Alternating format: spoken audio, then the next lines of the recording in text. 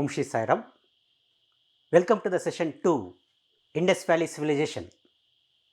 Dear students, in the previous class, we have discussed about the Indus Valley Civilization, which was flourished on the river bank of Indus and its tributaries. In that, the different sites discovered by the archaeological department and also the salient features we are discussing. In that, we have discussed the town planning, streets and drainage system. The town planning was very unique in the ancient civilization, in this Indus Valley civilization, and also our Indus Valley civilization was contemporary to Egyptian civilization, Mesopotamian civilization and Chinese civilization. So, this is what we have discussed in the previous class. So, today let us discuss some other important the features or characteristics of Indus Valley civilization. So, the Great Bath. What is this Great Bath? So, it is the most important feature in Mohenjo-daro. What do you mean by Mohenjo-daro? Mohenjo-daro means the mound of the dead. So, it is one of the important site and it was discovered in the year 1922. So, it is one of the most important site of Indus Valley civilization. And here we can see the Great Bath. The Great Bath was located in Mohenjo-daro. Mohenjo-daro was one of the important site of Indus Valley civilization. So, this Great Bath consists of a large quadrangle. In the present days, we can see that we can compare this with swimming pool. So, in this center is a great swimming pool. So, galleries and also rooms on all four sides. So, it was surrounded by rooms, small rooms on all four sides. What for these rooms were? Yes, these rooms were mainly used for, one is changing dress and another one before entering to the swimming pool or great bath. First they should take bath in these small rooms, then after taking bath then they should enter into the swimming pool. By this we can easily understand that these people had given utmost priority or importance for health and hygiene. So, before getting into the great bath or swimming pool, they should take bath first in the rooms which are surrounded all the sides of this great bath and then they are supposed to enter.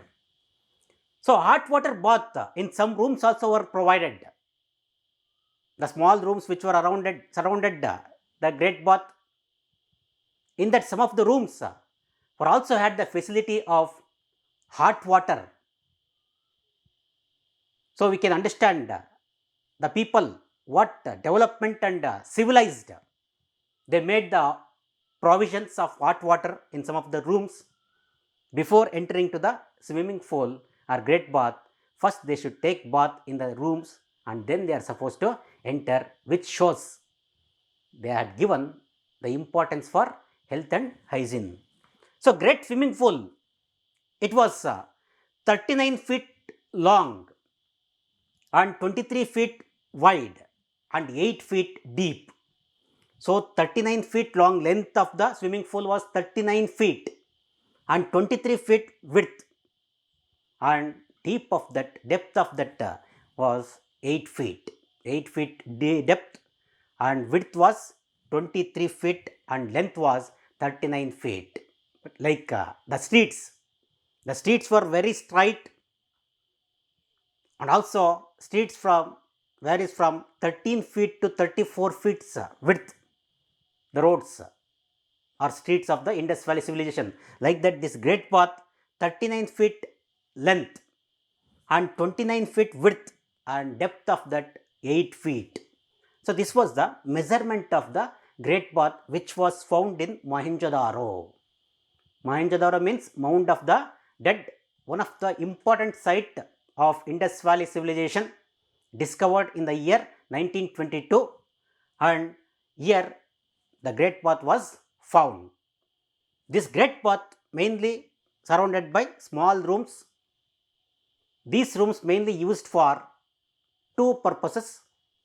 One is changing dress, another one, before entering into the swimming pool, they are supposed to take bath and then they were entering into the great bath. And some of the rooms also had the hot water facility. So, by this we can understand they are well civilized. So, both the sides of this great bath, the steps were there. Steps were both sides to getting into the swimming pool, and the swimming pool was fed by a well which was there in one of the room. There was a well, so in that well they were filling the water, and also it had two outlets, so that they used to release the water and again refilling the water. This also we can understand they had given the importance for cleanliness. And great bath had 8 feet thick outer walls. So, 8 feet thick outer wall, so it was surrounded, so that properly protected, and 8 feet thick wall was around the great bath, and all the sides the small rooms were there. In some of the rooms hot water facility also was provided, and it was about 39 feet length, 23 feet width and 8 feet deep, and also outside of that great bath it had surrounded 8 feet thick wall, outer wall. Look at the picture, you can understand both the sides, either side steps and thick wall, we can see 8 feet thick wall, and all the sides you can see the small rooms. These rooms mainly used for changing dress and also taking bath before entering to the swimming pool.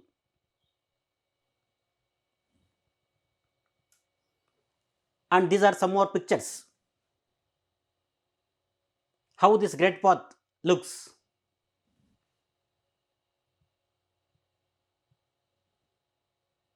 Okay. Now, after the great bath, granaries. What do you mean by granary? Granary means nothing but in the village areas you can see even till today, some of the houses will be having this type of granaries. It may be small or big. What for these granaries are used? Granaries are mainly used in the present days to store the food grains.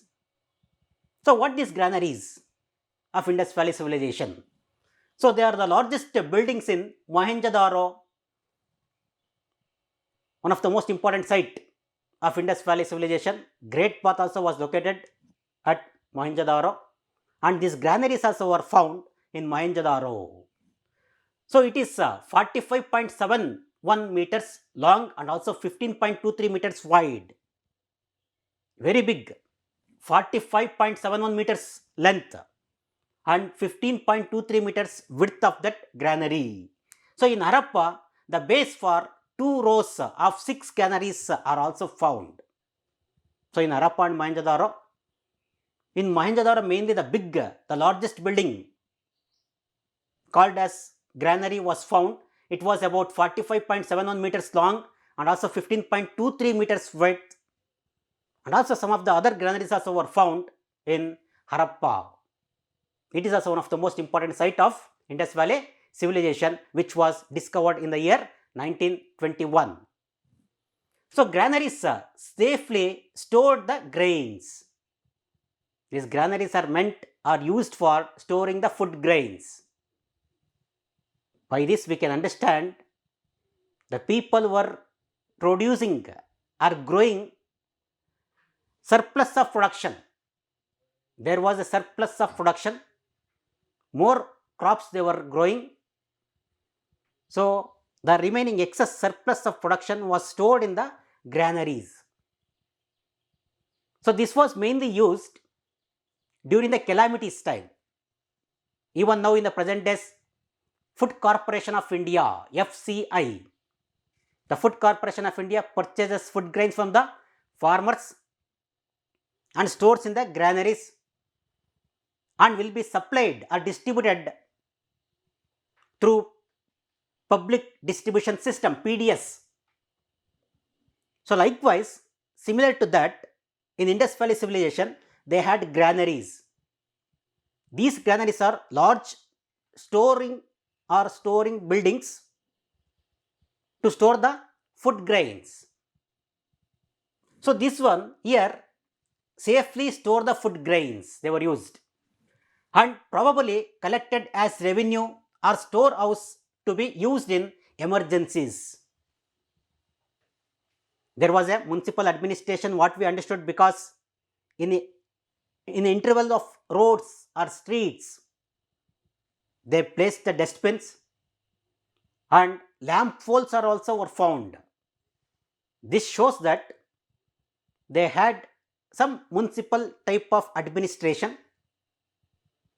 So, they were collecting revenue also, means tax, how the village panchayat or our government collects the tax from the people.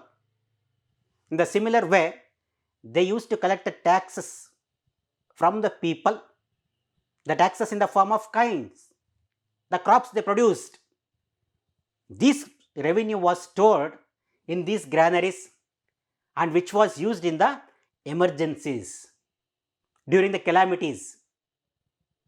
For example, if floods takes or floods, during the floods, the crops failed or collapsed, in that case, they were using this, the stored food grains to distribute the people and for feeding the people. And look at the pictures. These are some of the pictures of the granaries which were found in Harappa and Mohenjo-daro. These blocks, 6 blocks and several blocks of granaries found in the Harappa.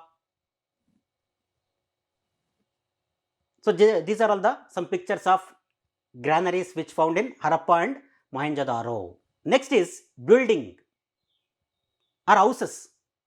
How they were constructing the houses? Now we construct the house by using baked bricks, cement bricks and stones.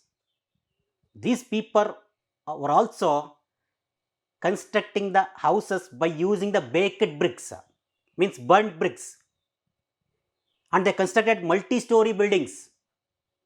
In present days, we construct multi-story buildings, duplex and different structures now because of advanced technology. But in those days, it was around 5,000 years before. These people were also constructing the houses by using baked bricks and multi-story buildings also they were constructed. So, built houses and other buildings by the side of roads. Roads were very wide and very straight,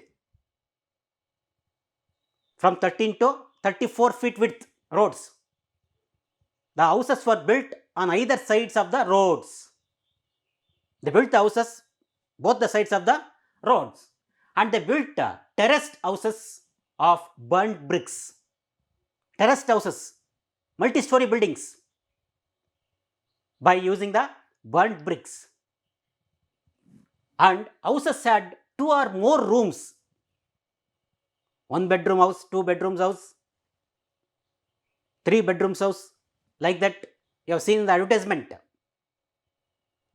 So, similar way, these Indus Valley people had constructed the houses in such a way. Some of the houses had 2 rooms, some houses had 3 rooms, like that they used to construct. So, they were also more than one-storied houses. Mainly these houses, multi-story houses, depending on the economic condition of the people. If they were rich, multi-story buildings, more rooms, very big houses. The middle class, little less, and poor people, small houses. This is how we can understand their economic condition also. So the houses were designed around an inner courtyard and also contained pillared halls, bathrooms, kitchens, well, etc. Most of the houses had their own well, because water is very important for day-to-day life. So most of the houses had well to fetch the water or to draw the water, which was required for every day-to-day life, and every house had the courtyard and big hall, kitchen, rooms, toilets and bathrooms. So these are some of the examples how the houses were constructed. The houses were constructed by using burnt bricks, multi-story buildings. All the houses had big hall and also kitchen, rooms, bathrooms, toilets and well for water. So this is how they constructed the houses. You can look at the pictures, you can easily understand.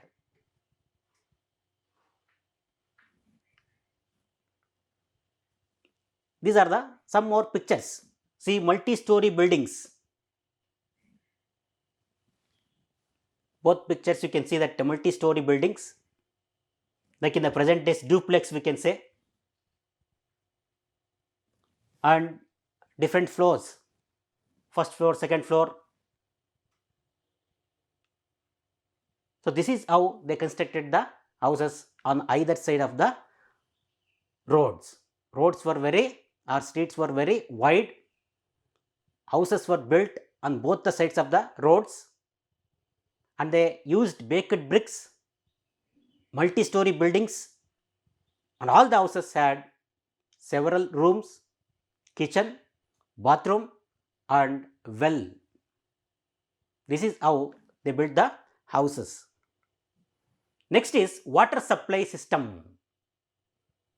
So now how do we get water? Very good. We get water from the municipality or our local self-government. So local self-government provides water. So here, how was the water supply? So excellent system of water supply was planned in this Indus Valley civilization. So public wells by the side of the streets. If you go to some of the villages in India, we can even see that the wells, public wells, where all the people of that street go and fetch the water or draw the water. The public well can be seen even till today in most of the village areas. The same way, the sides of the roads, they were constructed the wells also. These wells were called public wells. All the people of that street or roads could go and bring the water from the well. So big houses had its own well. As I told already, most of the houses had their own well. The houses which they were not having that facility of their own well, they used to go and bring the water from the public well. This is how the water supply system, which was properly planned in the Indus Valley civilization, on the sides of the roads they constructed the public wells, where all the people could go and bring the water from the public well. Now this next is social condition. How was the society organized? What was their social condition in the Indus Valley civilization period? How people led their life? So here the fourfold divisions of the society could be seen in this Indus Valley civilization that was based on the occupation. The fourfold division of the society, which was mainly based on the occupation. So, in the present day, we have the three occupation structures, namely primary occupation, secondary occupation, and tertiary occupation. Can you give some of the examples for primary occupations? The primary occupation activities are agriculture, fishing, and brick making, the small things which takes place in the area. All such things are called around as primary occupation, mainly directly obtained from the nature.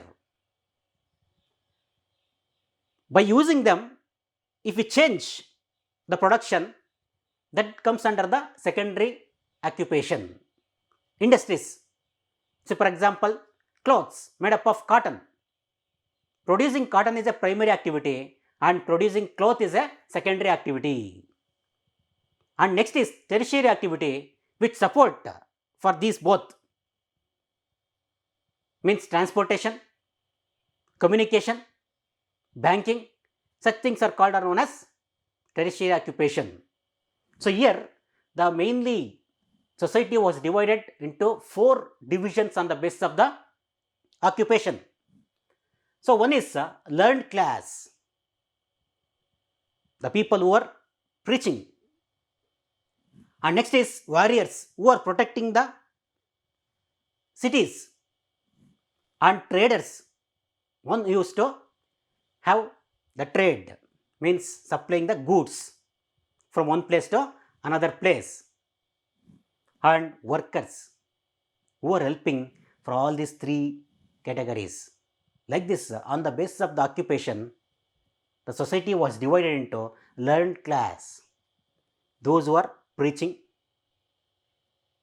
and next is warriors, those who are protecting, and traders who are supplying the goods, and workers who are helping for all these 3 people. This is how the society was divided into 4 folds, which was mainly based on the occupation or work they do. So, the learned class included priests. That learned class, the first division of the society, learned class, was included priests to perform the religious activities. To conduct the religious activity, priests are very important. So, priests were there in the learned class, and astrologers, the foretellers, astrologers were there in the learned class, and also the great physicians, the Ayurvedic medicines, the Ayurvedic physicians were there. So, these 3 important people were there in the learned class. One is physicians, priests, and astrologers. Priests, astrologers, and physicians were comprised in the learned class. So, society was divided into 4 divisions that was mainly based on the occupation. The first division was called the learned class.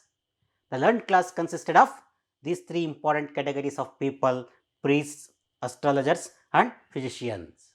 And next is warriors who are protecting the land and ruling the city, and traders, the business, supplying the goods from one place to another place, and workers who are helping for all these 3 community of people. This is how the occupation, on the basis of the occupation, society was divided. See, look at the pictures of different occupations. You can understand or think or imagine yourself how, what kind of work are being done here. See, and here. So, here we can see that the making the pots using mud, and preparing the vessels, and trading activity. And here you can think that the people, the preparing different, for example, oil seeds, extracting the oil from the oil seeds, all such activities can be seen here. preparing the pots, trade, and extracting the oils, or this one taking out or preparing from paddy to rice, converting the paddy into rice, or making the grain into flour. So this is how, these are the different pictures you can understand how the society was divided. Here are some more pictures. See this one, physician. As I told, the learned class mainly comprised of priests, astrologers, and a physician, the learned class. See, they are treating the patient and preparing the pots, primary occupation, workers. And here, astrologers and trade business and pots, pottery and other occupations. So these were the different occupational structures which was there in the Indus Valley civilization time. Next is dressing style. How they were dressing, the people, how they dressed. So dress was very simple. In the present days we have seen different kinds of varieties of dresses. But Indus Valley civilizations people, the dressing was very simple. The upper garments, they were covering the shawl, and lower garments, they used to wear the dhoti. Dhoti as lower garment and upper garment, shawl they were covering. And women were fond of different types of ornament even present days. The Indus Valley civilization women were fond of different kinds of ornaments. So women used nose studs, and also earrings and anklets were also worn by in different shapes and different varieties and different designs. The different kinds of ornaments, different designs of ornaments, different varieties of ornaments worn by the women, mainly they were very much fond of ornaments. So people had great love for indoor and also outdoor games. All of you like games more. The same way, the Indus Valley people, they had indoor games and also outdoor games. Some of the examples are given here. Dice. You know, in Mahabharata, the Kauravas and Pandavas played dice. After losing that game, the Pandavas went to the Vanavasa. Pandavas went to Vanavasa after losing the dice. So that was an amusement. So next is hunting. You have seen and also heard the great rulers. In every often, they used to go to forest for hunting. Why they were going to forest for hunting? The kings used to go to forest for hunting because the wild animals, they were troubling the people movement. The movement of the people was totally troubled by the wild animals which were there in the forest. Because nowadays we have good network of roads and transport modes. Those days no proper roads from one village to another village, and they used to cross the forest to reach one village to another village or one city to another city. While carrying the goods, they had the fear of wild animals. Wild animals used to attack. To protect the people from the wild animals, the kings used to go to forest and kill the animals, or hunting it is called. So bullfighting. Bullfighting also one of the most important game. And fishing, catch the fish, the ponds and lakes. And clay modeling, making the toys, the clay modeling, and also chess. These are all the some of the examples of games, indoor and outdoor games. Indoor and outdoor both games were there during those days. Some of the examples of indoor and also outdoor games are here. So they knew the art of dancing and also music. also in this time. They knew the art of dancing and music were also present in those days. See, vessels made of potter's wheel which were glazed or painted. On the pots they were glazing or painting designs.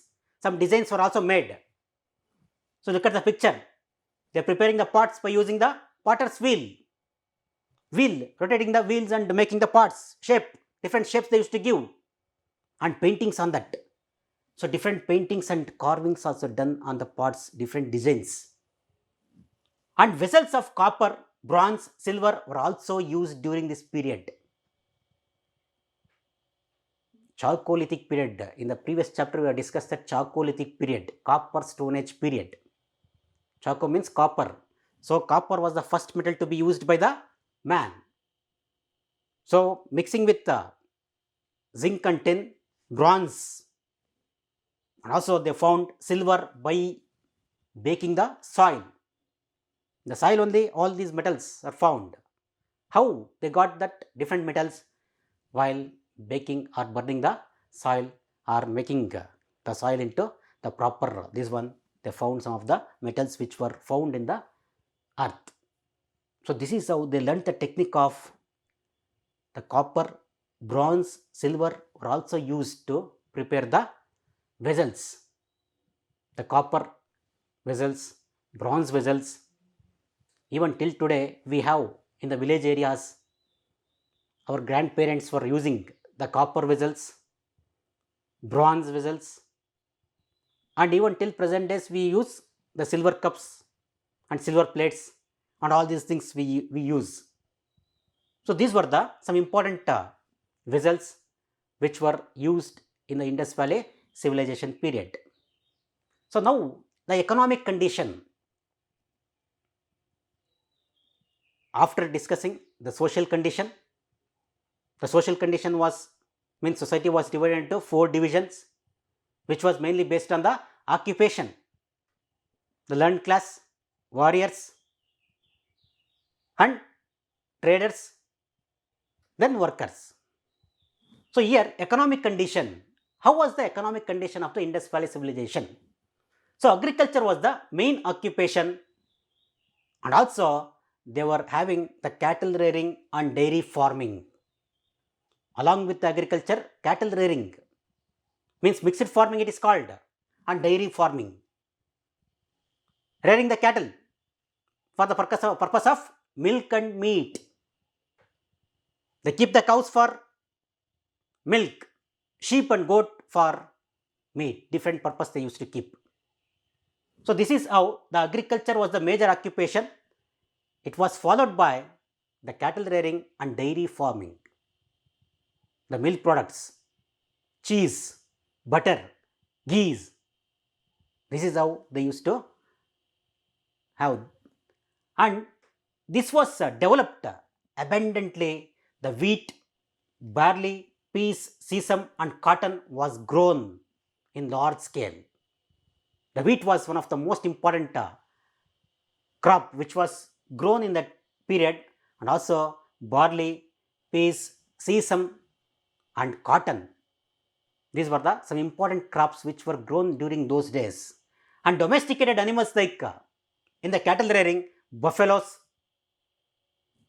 bull for bullock carts, and sheep, goat, dog, elephant.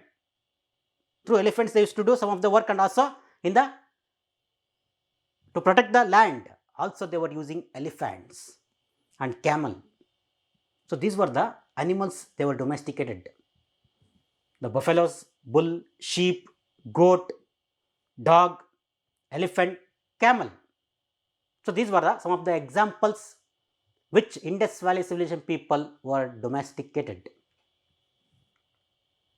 So handicraft like spinning and weaving the clothes and dyeing the clothes, putting different colors, and pottery, carpentry and metal industry. These were the some important handicraft of that period. Spinning,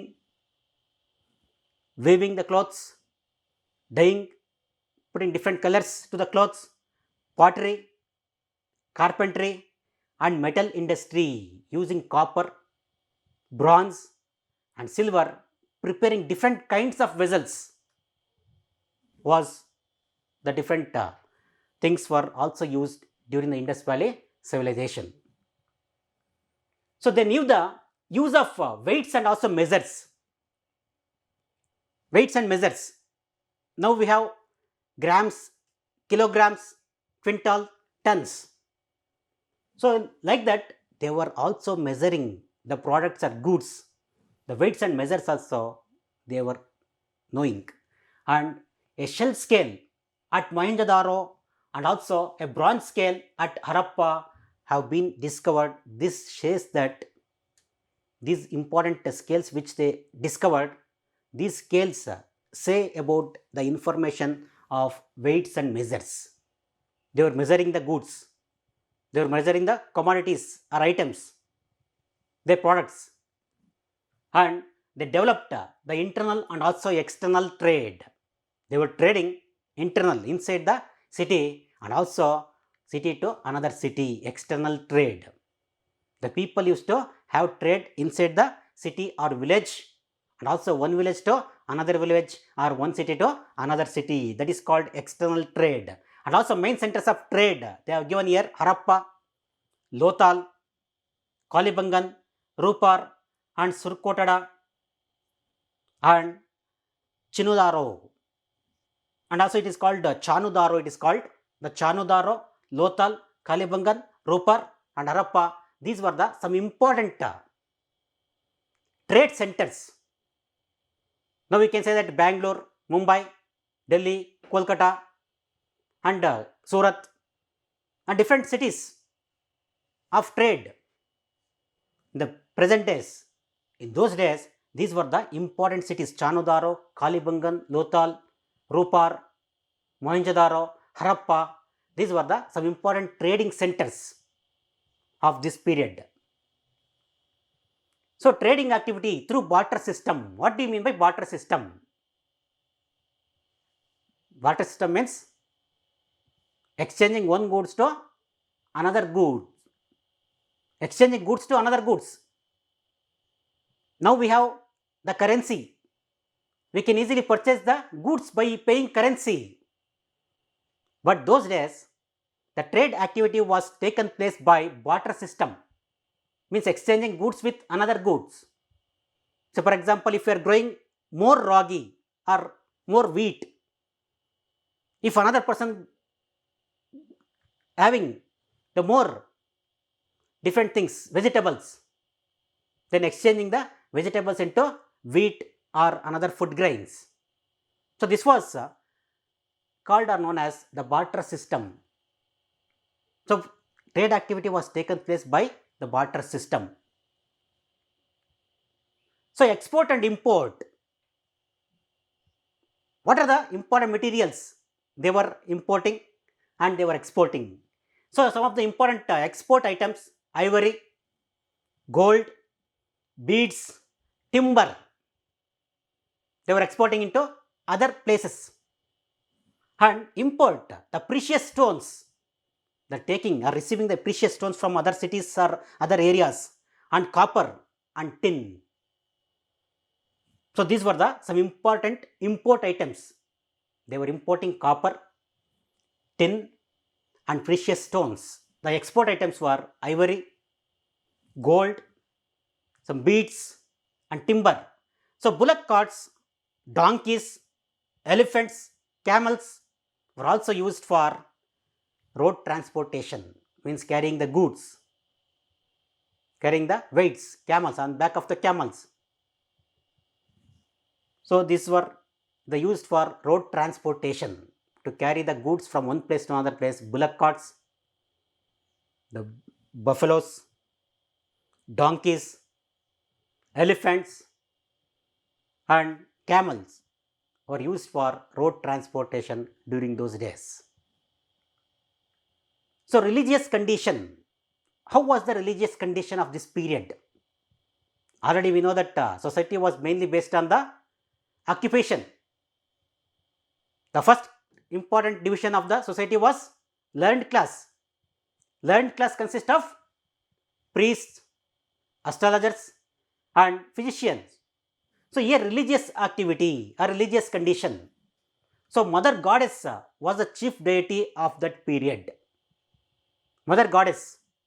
And they worshipped Shiva in the form of Pashupati. Pashu, animal. Pati, Lord. Pashupati. And Linga. The Shiva was worshipped in the two important form. One form is Pashupati, another one is Linga. Even till today we worship. So, they also worshipped the trees.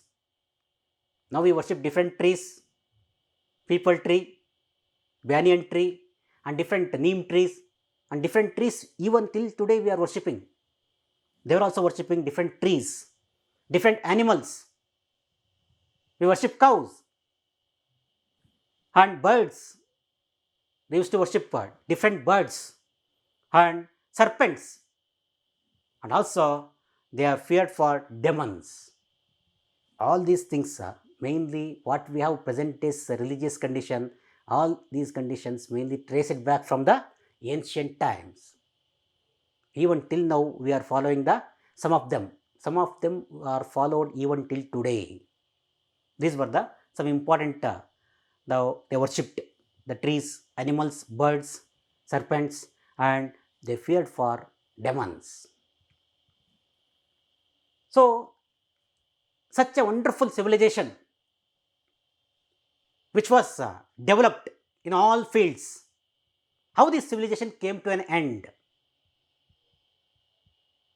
Some historians believe that this civilization came to an end by the following reasons.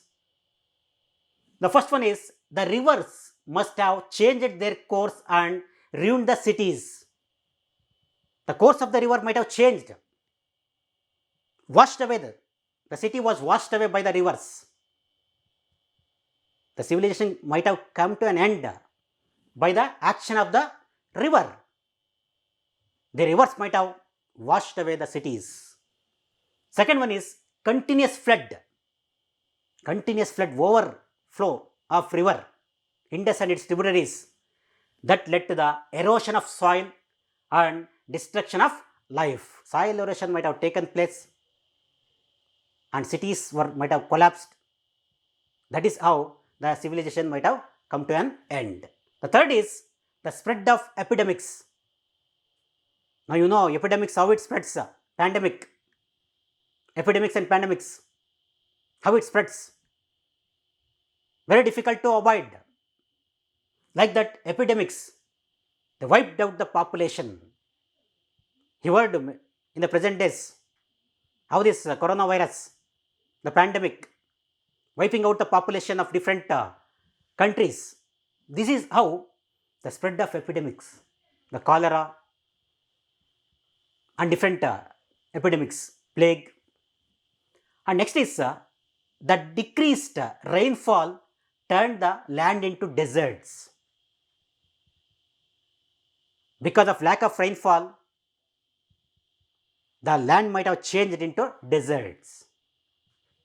You know, Pakistan, the river Indus is called known as the lifeline of Pakistan. If no river Indus, Pakistan would have become the barren land. So, because of river Indus, Pakistan, because it is scanty rainfall area, very less rainfall. So, because of that lack of rainfall, that land might have changed and turned into barren land or deserts. And the wealth of Indus attracted the barbaric invaders. Many people of different regions or different continents might have attracted by the wealth of river Indus. The wealth of Indus on the bank of river Indus, prosperity might have attracted different people of different regions. They invaded these cities or civilization. This is how the civilization might have come to an end. And also the recent research found that the civilization might have come to an end by the large scale deforestation that leading to frequent floods. When the population increased, the timber was the major export of that time. They cut the trees.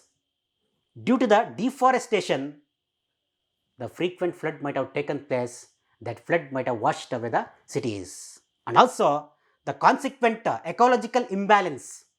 When the deforestation takes place, ecological imbalance, that ecological imbalance might have destroyed the civilization. And third is the Aryan invasions. The Aryans came from Central Asia around the region Caspian Sea. They migrated from Caspian Sea to northwestern part of India and they settled on the river bank of Indus and its tributaries. By the inventions of the Aryans, the Indus Valley civilization might have destroyed, or Indus Valley civilization might have come to an end. These were the some important causes how the civilization came to an end. Now, after understanding or discussing this Indus Valley civilization in part 1 and as well as part 2, I would like to give you some questions. Study well and prepare these questions and come back in the next class. The first question is, where is the Great Bath of Indus Valley civilization located?